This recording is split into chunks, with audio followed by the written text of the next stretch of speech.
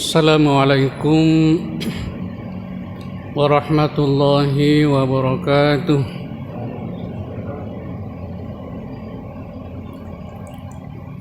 Alhamdulillahilladzi an'ama alaina bi ni'matil imani wal islam.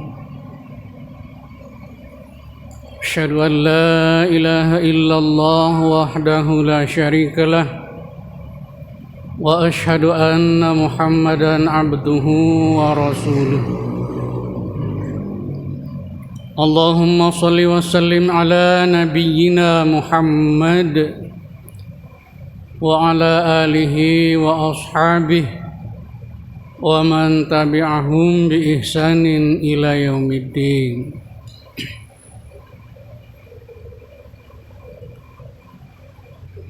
Jamaah salat Isya dan salat Tarawih yang dirahmati Allah Subhanahu wa ta'ala. Puji dan syukur mari kita panjatkan kehadirat Allah Subhanahu wa ta'ala. Karena Allah masih memberikan nikmat kepada kita semua, terutama nikmat kesehatan, nikmat kesempatan dan kelapangan, sehingga pada malam hari ini kita dapat bersama-sama hadir di rumah Allah ini untuk bersama-sama memakmurkan bulan suci Ramadan. Salawat dan salam mari kita persembahkan kepada Rasulullah sallallahu alaihi wasallam beserta keluarga, sahabat dan kepada kaum muslimin yang senantiasa secara istiqamah mengikuti sunnah-sunnah beliau hingga yaumil qiyamah.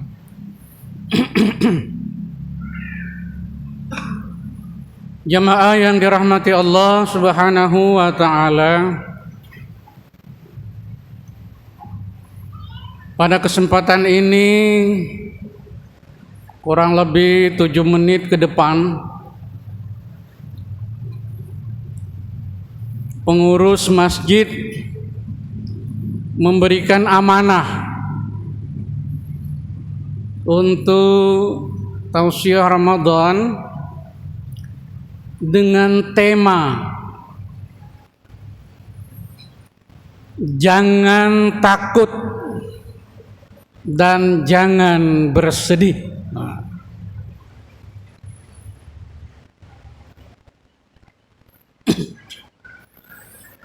Kalimat ini sebenarnya adalah sebuah nasihat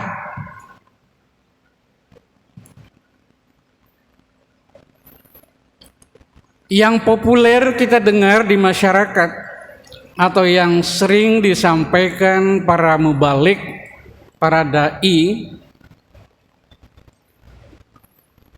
Bunyinya seperti ini: la takhaf wa la tahzan innallaha ma'ana. Itu yang populer kita dengar, ya. Nah, dilengkapi, ya. Jangan gentar, gitu ya, kalau bahasa kerennya gitu ya. Jangan cemas, jangan takut, dan jangan bersedih. Sesungguhnya Allah berserta dengan kita. Itu terjemahannya. Kan sering dilontarkan itu, Pak. La takhaf wa la tahzan innallaha ma'ana.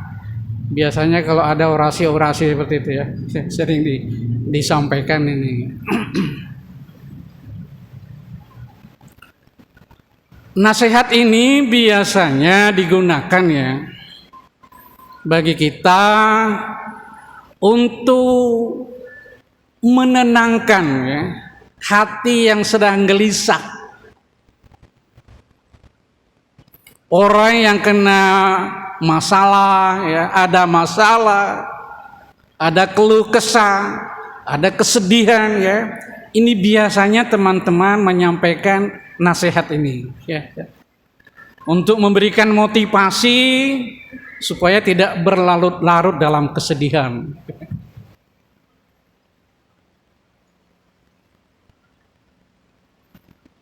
Nah, karena memang kalau kita renungkan ya, yang namanya cemas, yang namanya khawatir, yang namanya sedih itu ya, itu tidak bisa dipisahkan dalam dinamika kehidupan manusia.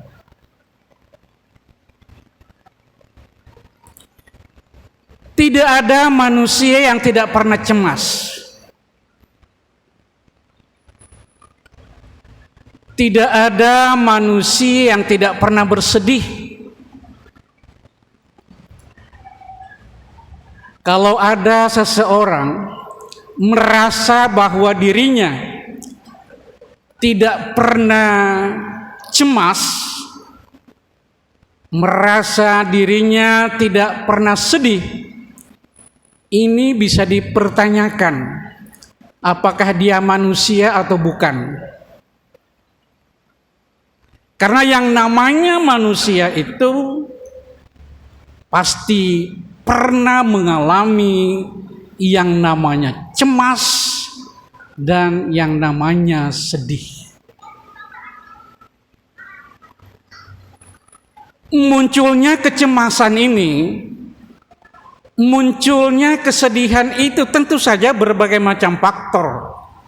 Banyak sebab-sebabnya hingga seseorang itu menjadi cemas dan menjadi sedih. Banyak di antaranya ya yang bisa membuat orang itu khawatir, cemas dan sedih. Itu biasanya ada ancaman untuk keselamatan dirinya maupun keselamatan hartanya. Contoh Bapak, umpamanya kalau kita mendengarkan sebuah informasi bahwa akan ada ancaman untuk membunuh keluarga kita, itu bisa dirasakan bagaimana kecemasannya gitu ya. Demikian juga mungkin ada ancaman untuk merampok harta kita. Itu akan menimbulkan kecemasan yang luar biasa. Karena yang namanya perampok itu tidak hanya biasanya mengambil harta, tapi juga akan membunuh pemiliknya. Nah, itu pasti akan menimbulkan kecemasan-kecemasan. Kita teringat peristiwa pada zaman Rasulullah Sallallahu Alaihi Wasallam. Ketika itu Rasulullah berada dalam persembunyiannya bersama sahabat Abu Bakar As-Siddiq, ya, menghindari kepungan rencana pembunuhan musuh-musuh beliau, yaitu kafir Quraisy. Musuh-musuh beliau sudah ada mengepung persembunyian mereka. Persembunyian Rasulullah Sallallahu Alaihi Wasallam terkenal di Gua Sur, ya. Lalu sahabat beliau Abu Bakar As-Siddiq berbisik kepada beliau. Intinya mencemaskan. Beliau khawatir kalau memang itu diketahui oleh kafir Quraisy pada saat itu yang sedang mengepung persembunyian beliau.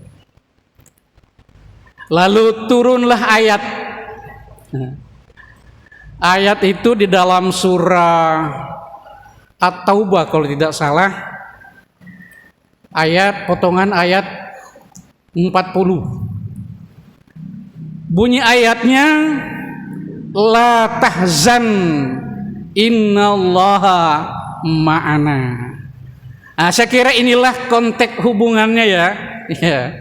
Asal muasalnya nasihat ini, yaitu pada saat turunnya ayat itu. Artinya bahasanya, kalau bahasa kita, wahai Abu Bakar, janganlah cemas, janganlah khawatir, kita bersama dengan Allah Subhanahu wa taala. Insyaallah Allah akan melindungi kita dari kejaran-kejaran kafir Quraisy itu. Yang kedua, sebab munculnya sebuah kesedihan itu atau kecemasan itu, biasanya orang itu ditinggalkan orang yang sangat dicintainya. Kita bisa melihat fenomena di masyarakat kita ya. Kalau ada yang ditinggal oleh kekasih, oleh istri, oleh suami, karena memang diharapkan sebagai tulang punggung ya, bisa meneruskan membantu keluarga, tapi tiba-tiba meninggal. Itu bagaimana perasaan sedihnya ya.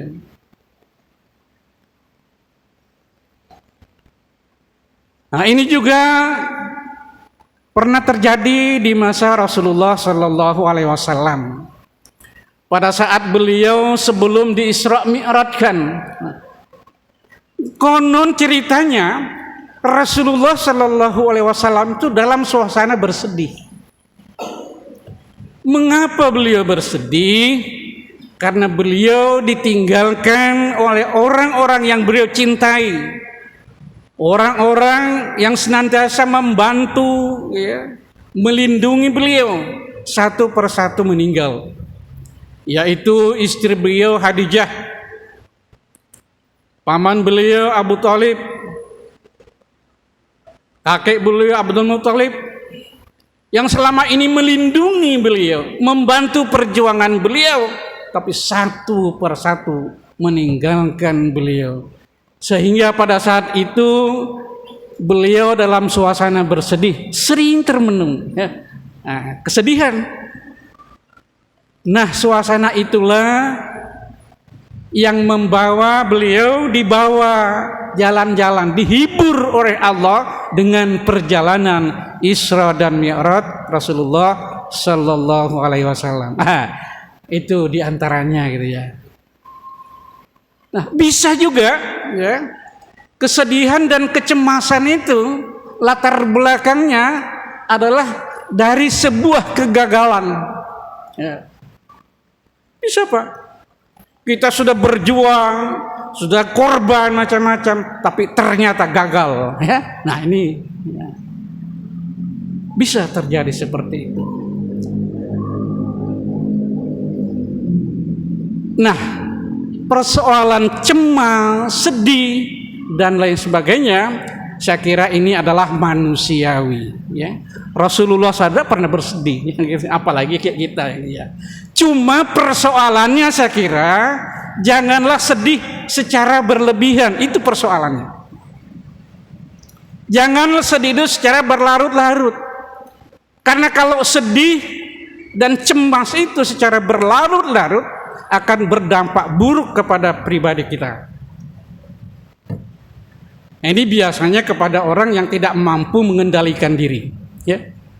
Artinya catatannya dia tidak memiliki kualitas keimanan yang memadai, sehingga biasanya tidak mampu mengendalikan persoalan, sehingga dengan masalah-masalah seperti itu sering berdampak buruk kepada pribadi seseorang.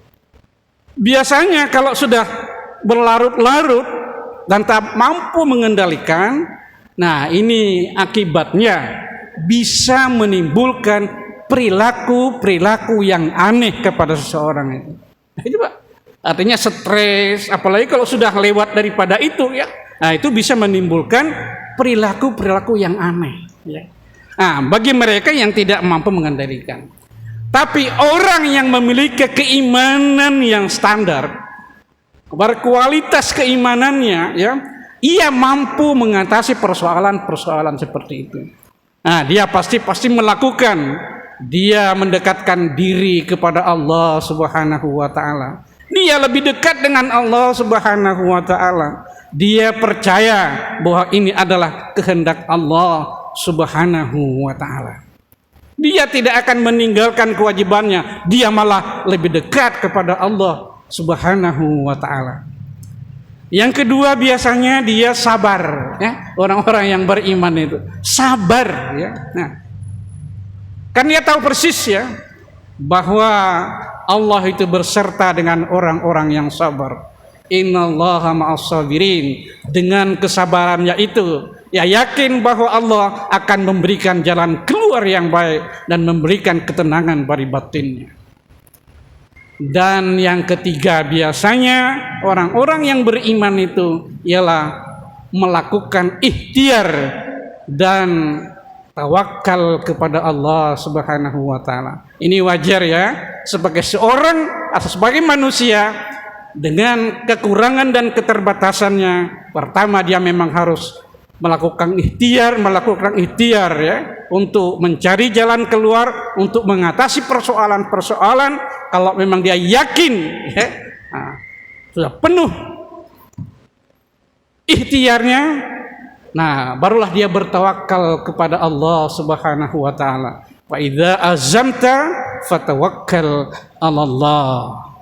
Jadi kuncinya sebenarnya, ya, yang terakhir, kuncinya adalah keimanan sebenarnya, ya. Adalah keimanan, ya.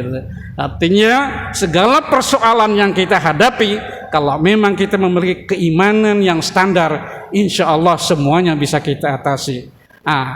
Mudah-mudahan dengan bulan Ramadan ini, ya, tinggal mungkin sudah lewat daripada pertengahan, ya. Ini kita bisa manfaatkan dengan baik sehingga kita bisa mendapatkan keberkahan di dalamnya, bukan hanya keberkahan untuk menghapus dosa-dosa kita yang telah lalu atau mendapatkan pahala-pahala yang berlipat ganda, tetapi juga kita mampu meningkatkan kualitas keimanan kita dan ketakwaan kita kepada Allah Subhanahu wa taala. Jamaah yang berbahagia, saya kira inilah renungan yang dapat saya sampaikan. Atas perhatiannya diucapkan terima kasih. Billahi taufiq wal hidayah. Wassalamualaikum warahmatullahi wabarakatuh.